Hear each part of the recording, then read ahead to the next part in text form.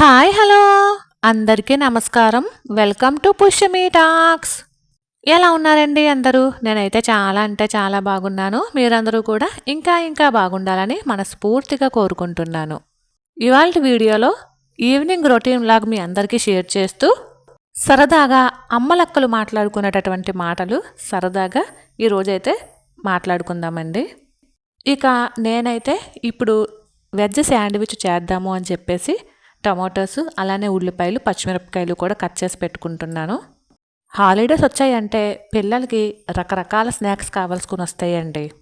అందున ఈ మధ్యకాలం జొమాటోలు స్విగ్గీలు వచ్చిన తర్వాత మాట్లాడితే స్నాక్స్, ఓపెన్ చేస్తే స్నాక్స్. అంటే జొమాటో స్విగ్గీ ఓపెన్ చేస్తే ఆటోమేటిక్గా ఇంటికి తీసుకొచ్చి ఇచ్చేస్తారు కదా, దాని గురించి ఓపెన్ చేస్తే స్నాక్స్ అంటున్నాను. దాని వలన అన్హెల్దీ అని మనకి తెలుసండి. తెలిస్తే కూడా పిల్లలు వినిపించుకోరు, పిల్లలు ఏడుస్తారు. వాళ్ళ తర్వాతే కదా మనకి ఏదైనా అని ఇలాంటి సాకులు చెప్పి మనకి పెద్ద అవస్థ ఉండదు కదా అని చెప్పి రేటింగులు చూసి మరీ మనమైతే ఆర్డర్లు అయితే పెట్టేస్తూ ఉన్నాము. దానివలన ఆరోగ్యపరంగా ఇబ్బందే, ఆర్థికంగా కూడా ఇబ్బందేనండి. మనము ఇంట్లో 2 బ్రెడ్లు తీసుకుని మన ఇంట్లో ఉన్న కూరగాయ ముక్కలతో చక్కగా వెజ్ శాండ్విచ్ చేసుకుంటే ఎంత అవుతుందండి? మహా అయితే 20 రూపాయలు 10 రూపాయలు అవుతాయి, అంతే కదా. అన్నీ ఇంట్లోనే ఉంటాయి కదా. అదే మనం బయట వెజ్ శాండ్విచ్ కనుక తీసుకున్నట్టయితే 120 రూపాయల నుంచి 150 రూపాయల వరకు పెట్టాల్సి ఉంటుంది. అలానే జొమాటోలో పెట్టామనుకోండి ఆర్డర్, ఖచ్చితంగా 150 రూపాయల నుంచి 200 వరకు కూడా పెట్టాల్సి ఉంటుంది. పోనీ అది వాళ్ళు ఎలా చేస్తారు అనేది మనందరికీ కూడా తెలుసు. ఎక్కడ బయట ఫుడ్ తిన్నా కూడా అన్హెల్దీనే. అసలుకే కల్తీ కాలం అయ్యే. ఈ కల్తీ కాలంలో కూడా ఇంట్లో చేసుకునే ఫుడ్కే వాల్యూ ఉండట్లేదు. అంటే కల్తీ లేకుండా ఉండట్లేదు. బయట ఫుడ్ అనుకోండి, ఇంకా చెప్పనే అవసరం లేదు. కల్తీతో పాటు శుభ్రత కూడా ఉండదండి. ఇవన్నీ మనందరికీ తెలుసండి. కానీ పాటించేది ఎప్పుడు? అస్సలు పాటించాం. అదే ఇప్పుడు ఇంత కష్టపడే కన్నా చక్కగా బయటికి వెళ్ళి ఒక శాండ్విచ్ ఆర్డర్ పెట్టుకుంటే అయిపోతుంది కదా. ఇంతకన్నా టేస్ట్ బాగుంటుంది, చూడడానికి కూడా బాగుంటుంది కదా అని చెప్పేసి అనుకుని ఆర్డర్ అయితే పెట్టేస్తామండి. దానివలన అన్హెల్దీ అని తెలుసు, డబ్బుల పరంగా ఇబ్బంది అని తెలుసు, అయినా సరే బద్ధకం అండి. లేదా అట్రాక్ట్ అవుతాం. బద్ధకం లేదనుకో అట్రాక్ట్ అవుతాం, లేదా అది చేయడం మనకు రాదు. ఈ మూడిట్లో ఏదోటి ఖచ్చితంగా జరుగుతూ ఉంటుంది కదండి. చేయడం రాకపోతే యూట్యూబ్ ఓపెన్ చేస్తే ఎంతసేపు అండి అసలు? 10 నిమిషాల పని. కానీ మనకి ఇవేం అవసరం లేదు కదా. పిల్లలు అడిగారు, ఆర్డర్ పెట్టుకోమన్నాము, సెలవులు కదా, ఇప్పుడు కాకపోతే ఇంకెప్పుడు ఎంజాయ్ చేస్తారు. స్కూల్కి వెళ్తే మళ్ళీ మామూలుగా డైలీ రొటీన్కి వచ్చేస్తుంది కదా, డైలీ ఫుడ్ మనం వండిందే తింటారు కదా అని చాలామంది ఆర్డర్లు అయితే పెడతారండి. అది తప్పేమీ కాదండి. కాకపోతే మన హెల్త్ కూడా చూసుకోవాలండి. ఎందుకంటే ఇవాళ తింటే ఇవాళే అన్హెల్దీ రావచ్చు అనేమీ లేదండి. ఎప్పటికైనా రావచ్చు కదా. కనీసం మన చేతిలో ఉన్నంత వరకైనా మన హెల్త్ని మనం కాపాడుకోవాలి కదండి. మన చేతులు దాటేస్తే అది వేరే విషయం. కొన్నిసార్లు ఎంత ఆరోగ్యకరమైన ఫుడ్ తిన్నా, ఎంత ఇంట్లో చేసిన ఫుడ్ తిన్నా ఒక్కొక్కసారి అనారోగ్యం పాలవుతామండి. ఇంకా అది టైం అనుకోవాలి, అంతే కదా. సరే, మనం మన టాపిక్లోకి వచ్చేస్తే ఈ అమ్మలక్కల ముచ్చట్లు ఎలా ఉంటాయి అంటేనండి, చాలామందికి తెలిసే ఉంటుంది. ఎక్కువగా ఇవి ఆడవాళ్ళలోనే ఉంటాయండి, మగవాళ్ళలో తక్కువే ఉంటాయని నేనైతే అనుకుంటున్నాను. మనం అందరితో మంచిగా మాట్లాడామనుకోండి, ఎక్కువ ఆగుతుంది, గలగలా మాట్లాడేస్తుంది, లబలబా మాట్లాడేస్తుంది అని చెప్పుకుంటూ ఉంటారండి. అస్సలు మాట్లాడలేదనుకోండి, ఎంత పొగరంటే దీనికి, మనం మాట్లాడినా కూడా రెస్పాన్స్ అవ్వట్లేదు అని కొంతమంది అంటారు. వాళ్ళు అడిగిన దానికి మనం సమాధానం చెప్పామనుకోండి, పెద్దలంటే గౌరవం లేదు, పెద్దలతో ఇలానైనా మాట్లాడేది అని మళ్ళీ వాళ్ళే అంటారు. నీట్గా మంచిగా డ్రెస్ వేసుకొని రెడీ అయ్యామనుకోండి, ఇంట్లోనే ఉంటుంది కదా, ఎందుకు డ్రెస్సులు వేసుకొని రెడీ అవ్వటం, ఇంట్లో ఉండేదానికి సోకలు ఎందుకు అంటారండి. పోనీ నైటీతో ఉన్నాం అనుకోండి, ఎప్పుడు చూసినా మురికి నైటీలే వేసుకుని తిరుగుతుంది అంటారు. ఈరోజు మనం ఇంటికి కావాల్సిన ఏ వస్తువులు కొనుక్కున్నామో చూడండి, ఎప్పుడు ఇంట్లోకి ఏదో ఒక వస్తువులు కొంటూనే ఉంటుంది, డబ్బులన్నీ దుబారా చేసేస్తుంది. ఇక ఇంట్లో ఇబ్బంది లేకపోతే ఎలాగా అంటారు. అలా కాకుండా మనం ఎక్కువ ఖర్చు పెట్టకుండా తక్కువ ఖర్చు పెడుతున్నాం అనుకోండి, పిసిందాయి రూపాయి ఖర్చు పెడుతూ అంటారు. అలానే ఎక్కడికైనా వెళ్ళినప్పుడు కాస్త మొహమాటంతో కొంచెం తక్కువగా తింటున్నాం అనుకోండి, అస్సలు తింది అమ్మాయి, డబ్బులన్నీ కూడా నిలవబెట్టేస్తుంది అని కొంతమంది అంటారు. టేస్ట్ బాగుంది కదా అని చెప్పి ఇంకాస్త తిన్నాం అనుకోండి వాళ్ళ ముందు, అమ్మో అమ్మో ఎంత తినేస్తుందో, ఇలా తింటే లావు అవ్వకపోతే ఏమవుతుంది అని చెప్పేసి అంటారు. కాబట్టి అనేవాళ్ళైతే కామనేనండి. అలాంటి వాళ్ళ గురించి మనం ఎప్పుడూ పట్టించుకోకూడదు అని అనుకుంటాము. కానీ ఖచ్చితంగా ఏదో ఒకవైపు కొంచెం అయినా బాధ కలుగుతుంది కదా. మనం అప్పటికప్పుడే వెంటనే సమాధానం చెప్పేసామనుకోండి, మనకి పొగరని, తలతెక్కని ఇలాంటివి కూడా అంటూ ఉంటారండి. కానీ ఎన్ని రోజులని ఇలా మాటలు పడుతూ ఉంటామండి. కాబట్టి మనం ఎప్పటికప్పుడు సమాధానం చెప్పగలగాలి, లేదా తట్టుకునే శక్తి ఉండాలి. ఓర్పు సహనంతో ఎన్ని మాటలన్నా నోరు మూసుకుని ఉండాలి, లేదా వెంటనే లెఫ్ట్ అండ్ రైట్ ఇచ్చేయాలి. ఇంతేనండి. దీనికోసం రోజుల తరబడి వాళ్ళు ఎలా అన్నారు, వీళ్ళు ఎలా అన్నారు, వాళ్ళు ఎలా అన్నారని బాధ అస్సలు పడకూడదండి. వాళ్ళ గురించి మనకెందుకండి. ఇంకా మనం అనుకోవాలి, వాళ్ళందరూ కూడా మనల్ని ఎలా అంటున్నారు అంటే మనలో ఏదో వాళ్ళ దగ్గర లేనిది మన దగ్గర ఉంది అని చెప్పేసి మనం హ్యాపీగా ఫీల్ అవ్వాలండి. అంతేకాని వాళ్ళ గురించి అనవసరంగా ఆలోచిస్తూ ఇలా అన్నారు, ఇలా అన్నారు, ఇలా అన్నారు అని ఏమీ బాధపడిన అవసరం లేదండి. ఎందుకంటే మనం ఉన్నది సోషల్ మీడియా యుగంలో. అమ్మలక్కలే కాదండి, ఇప్పుడు మనం సోషల్ మీడియాలో కూడా ఎంత రచ్చ, ఎన్ని గొడవలు జరుగుతున్నాయి. నిజానికి ఆ గొడవలకే వ్యూస్ ఎక్కువ ఉంటున్నాయండి. మీరు గమనించినట్లయితే మంచి చెప్పే వీడియోసు, అలానే ఫ్యామిలీ టైప్ వీడియోసు ఎవరూ చూడట్లేదండి.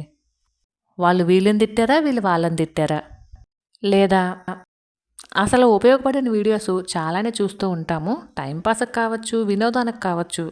ఈ మధ్యకాలం ఎలా అయినా ఈ ఎంటర్టైన్మెంట్ ఎక్కువైపోయిందండి. అది టీవీలోనే కాదండి, సోషల్ మీడియాలో కూడా చాలా ఎక్కువైపోయింది.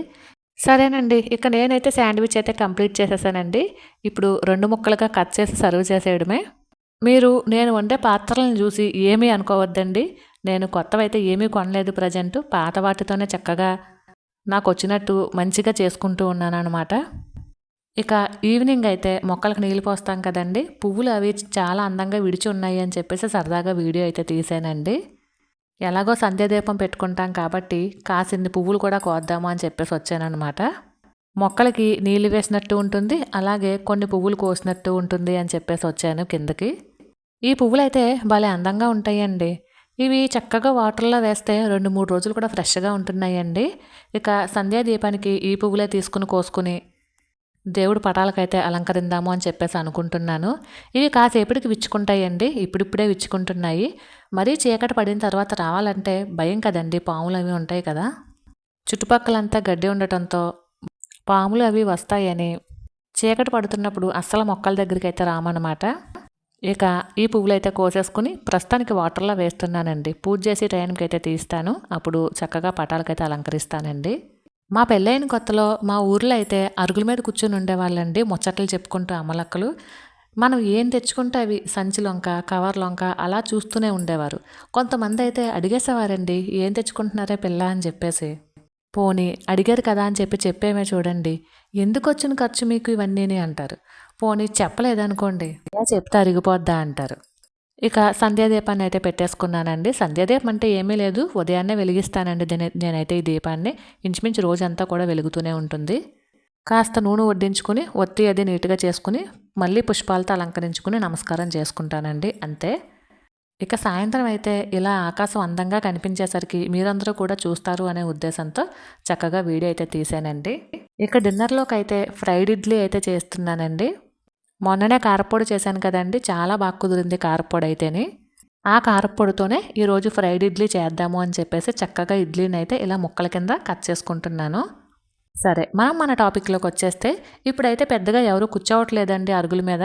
మరి ఊళ్ళల్లో ఇంకా కూర్చుంటున్నారో తెలియదు కానీ అరుగుల మీద అయితే కూర్చోవట్లేదు. కానీ ఈ వాట్సాప్ గ్రూపుల్లోని, అపార్ట్మెంట్స్ హాలుల్లోని, ఇండివిజువల్ హౌస్ వీధుల్లోని అయితే ఖచ్చితంగా అమ్మలక్కలు కూర్చొని వాళ్ళ గురించి కాకుండా ప్రతి ఒక్కరి గురించి ఆలోచించేస్తూ చాలా బాధలు పడిపోతారండి. వాళ్ళ బాధ వాళ్ళకి ఎలానో ఉంటుంది, కానీ వాళ్ళ బాధను పక్కన పెట్టేస్తారు. పక్క వాళ్ళ బాధని తమ బాధగా ఫీల్ అయిపోయి అతిగా ఆలోచించేసి మనకేదో హెల్ప్ చేస్తున్నాం అనుకుంటారండి. కానీ వాళ్ళ బాధ గురించి వాళ్ళు అస్సలు ఆలోచించరండి. పైగా మనకి హెల్ప్ చేయకపోగా ఇంకో 4 మాటలు 10 మాటలు అనేసి వెళ్తారనమాట. ఈ అమ్మలక్కల ముచ్చట్లు ఇలానే ఉంటాయి, తెలియనిదేమీ కాదు. ఇంచుమించు ప్రతి చోట ఉంటూనే ఉంటారండి. మనకి 5G కాలం వచ్చినా సరే ఇలాంటి వాళ్ళ తీరు అస్సలు మారదండి. ఇంకా చెప్పాలంటే చాలామందికి ఇలాంటివి ఇంట్రెస్ట్గా ఉంటాయి, గాసిప్స్ కానీ ఎవరింట్లో ఏం జరుగుతుంది అని తెలుసుకోవడం కానీ ఇలాంటివన్నీ చాలా ఇంట్రెస్ట్గా వింటూ ఉంటారు. సరే, ఇప్పుడు నేనైతే ఫ్రైడ్ ఇడ్లీ అయితే చేస్తున్నానండి. కాసింత నెయ్యి వేసేసి ఇడ్లీని ఫ్రై చేస్తున్నాను. ఇడ్లీ ఫ్రై అయిన తర్వాత కొంచెం కారప్పొడి అయితే వేసేసి ఇదే సర్వ్ చేసేస్తానండి. అంతే, ఇంక ఇందులో ఉల్లిపాయలు కానీ పచ్చిమిరపకాయలు కానీ కరివేపాకు కానీ ఏమీ వేయను. అవి వేస్తే ఇంకా టేస్ట్ ఉంటుంది, కానీ మా వాళ్ళు అవేమీ తినరనమాట. అందుకే 3 ఇడ్లీ కట్ చేసేసి ఇలా ఫ్రై చేసేసి కాసింత కారపొడి చల్లేసి ఇచ్చేస్తాను. మా ఇంట్లో ఫ్రైడ్ ఇడ్లీ అంటే ఇంతేనండి. నైట్ డిన్నర్కి ఫ్రైడ్ ఇడ్లీ చాలా బాగుంటుందండి. తక్కువ నెయ్యితో కూడా చేసుకుంటారు. ఇక ఇడ్లీ అయితే కంప్లీట్ అయిపోయిందండి. నైట్ డిన్నర్ కూడా కంప్లీట్ అయిపోయింది. అదేనండి డిన్నర్ అంటే ఆల్రెడీ చూపించాను కదా, ఫ్రైడ్ ఇడ్లీ అదనమాట. అలానే కొంచెం అన్నం ఉంటే కుక్కకు కూడా కలిపేసి పెట్టేశాను. అలానే అంట్లన్నీ కూడా శుభ్రంగా తోమేసి నైట్ పాలు కాచేసి రేపు మార్నింగ్ పెరుగు అనమాట అండి. ఈ పాలు అయితే కొంచెం కాచేశాను. అలానే పాపకు కూడా పాలు ఇచ్చేసాను. ఇక కిచెన్ కౌంటర్ టాప్ అది ఒకసారి తుడిచేసుకొని, గ్యాస్ స్టవ్ అది తుడిచేసుకొని, షింక్ మొత్తం క్లీన్ చేసేసుకుని, పసుపు పచ్చకర్పూరం కలిపినటువంటి వాటర్ని ఒకసారి స్ప్రే చేస్తున్నానండి. బొద్దింకలు రాకుండానండి. ఈ పచ్చకర్పూరం స్మెల్కి బొద్దింకలు అయితే రావు, కాబట్టి కాసింత పచ్చకర్పూరము పసుపు కలిపినటువంటి వాటర్ని సింక్లో స్ప్రే చేస్తున్నాను. అలానే ఆ వాటర్తోనే మొత్తం కౌంటర్ టాప్ అంతా ఒకసారి క్లీన్గా తుడిచేసానండి. డస్ట్బిన్ కూడా కవర్లో వేసేసి పడేసి వచ్చేసాము ఆల్రెడీ. అండ్ అలాగే స్టవ్ కూడా తుడిచేసామండి. రేపు మార్నింగ్ ఇడ్లీకి అని చెప్పేసి ఇడ్లీ పాత్ర పైన ఉంచాను. అలానే మూకుడు కూడా పైన ఉంచాను. ఇక కిచెన్ అంతా ఎక్కడ వస్తువులు అక్కడ చక్కగా పెట్టేసుకున్న తర్వాత 2 అగరబత్తీలు వెలిగించుకుని కిచెన్లో ప్రతి మూల తిప్పేసి ఒక పక్కన అయితే పెడతానండి. ఇది నాకు ఉన్నటువంటి అలవాటు అనమాట. అమ్మమ్మ చిన్నప్పుడు పొయ్యి ఆరిపోయేటప్పుడు ఏం చేసేదంటే కట్టెలు తీసేసి కట్టెల మీద కాసింత సాంబ్రాణి వేసేదండి. లేదంటే గుగ్గులం వేసేది. ఈ 2 లేకపోతే కనీసం ఆవు నేతి చుక్కైనా వేసేదండి. దానివలన దోమలు అవి రావు, బ్యాడ్ బ్యాక్టీరియా ఉండదు అని చెప్పేసి ఇప్పుడు అంటున్నారు. అప్పుడైతే అమ్మమ్మకి తెలియదు కదండి, సెంటిమెంట్ కిందే ఉండేది. ప్రతిరోజు నైట్ టైం అయితే ఇంకా పొయ్యి పని అయిపోయిన తర్వాత కట్టెలు బయటికి తీసేసిన తర్వాత ఆ కట్టెల మీద సాంబ్రాణి కానీ గుగ్గిలం కానీ ఆవు నేతి చుక్క కానీ అలాంటివన్నీ వేసి కాసింత పొగ వచ్చేలా చూసేదన్నమాట అండి. ఇక మనకి అలాంటివన్నీ ఇప్పుడు అందుబాటులో లేవు కాబట్టి 2 అగరబత్తీల్ని కిచెన్ అంతా కూడా చూపించేసి ఒక పక్కనైతే గుచ్చేస్తాము. దీనివలన దోమలు గట్ట ఏమీ ఉండవు, కానీ అగరబత్తీల స్మెల్కి ఒక మంచి పాజిటివ్ ఎనర్జీ ఉంటుందండి. ఉదయాన్నే కిచెన్లోకి రాగానే పచ్చకర్పూరం స్మెల్, అలానే అగరబత్తీల స్మెల్, ఈ రెండిటి వల్ల మైండ్ అయితే ప్రశాంతంగా ఉన్నట్టు అనిపిస్తూ ఉంటుందండి. మరైతే ఇదేనండి వాళ్ళ వీడియో. ఈ వీడియో మీకు నచ్చినట్లయితే please like, share and subscribe. మరొక వీడియోతో మళ్ళీ కలుసుకుందాం. అంతవరకు ఉంటానండి. Thank you for watching. Bye.